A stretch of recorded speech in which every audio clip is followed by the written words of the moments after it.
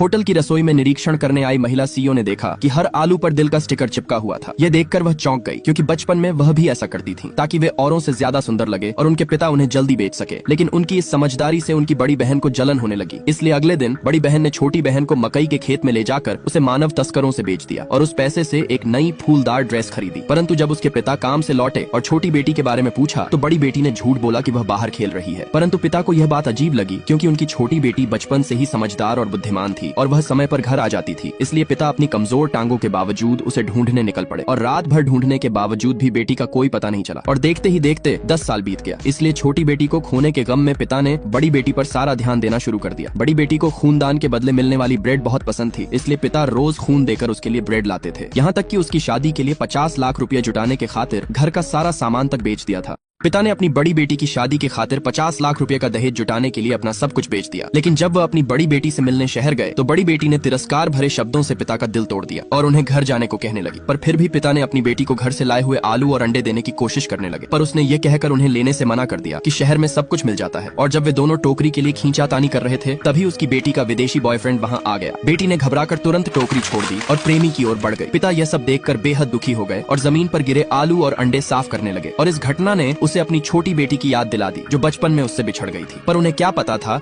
कि उनकी छोटी बेटी को एक अमीर परिवार ने गोद ले लिया था और वह बड़ी होकर एक अरबपति कंपनी की सीईओ बन गई। लेकिन उसने अपने असली माता पिता को कभी नहीं भुलाया। और एक दिन जब वह अपनी होटल का निरीक्षण कर रही थी तो उसने आलू देखे जिन पर गांव के विशेष स्टिकर लगे थे। इसलिए उसने तुरंत मैनेजर से पूछा कि ये आलू कहाँ से आए हैं। मैनेजर ने बताया कि ये एक बुजुर्ग व्यक्ति ने दिए थे जो अभी कुछ दूर ही गए होंगे। यह सुनकर वह तुरंत बाहर भागी, किंतु उसी समय बड़ी बेटी अपने बॉयफ्रेंड और उसके परिवार के साथ शादी की बातें कर रही थी। बड़ी बेटी जो अपने बॉयफ्रेंड और उसके परिवार के साथ शादी की बातें कर रही थी। और पिता ने जब बेटी की आवाज सुनी तो वे उस कमरे में चले गए, परंतु बड़ी बेटी उन्हें देखकर घबरा गई और पिता ने पूछा, बेटी क्या ये वही विदेशी लड़का है जिसके बारे में तुमने बताया था? ये सुनकर बेटी और भी डर गई, इसलिए उसने पास रखी शराब की बोतल उठाई और पिता पर फेंक दी। इससे पहले कि पिता कुछ समझ पाते लड़के की माँ ने ताना मारते हुए कहा, तुम्हारा देश वाकई कितना पिछड़ा हुआ है, जहाँ एक भिखारी भी 5 स्टार होटल में घुस जाते हैं। इसलिए बेटी ने तुरंत होटल के मैनेजर को बुलाया और पिता को होटल से बाहर निकालने को कहा। यह सुनकर उसके प्रेमी ने गुस्से में पिता को धक्का देकर कहा, इसे यहाँ से तुरंत बाहर निकालो, क्योंकि इसने मेरी मंगेतर को डरा दिया है। अगर ऐसा दोबारा हुआ तो मैं होटल के खिलाफ कंप्लेन करूंगा। इसलिए पिता को मजबूरन वहाँ से बाहर जाना पड़ा और इस घटना ने पिता का दिल तोड़ दिया, क्योंकि जिस बेटी के लिए पिता ने अपना सब कुछ बेच दिया, आज वही बेटी अपने पिता को पहचानने से इनकार कर रही थी।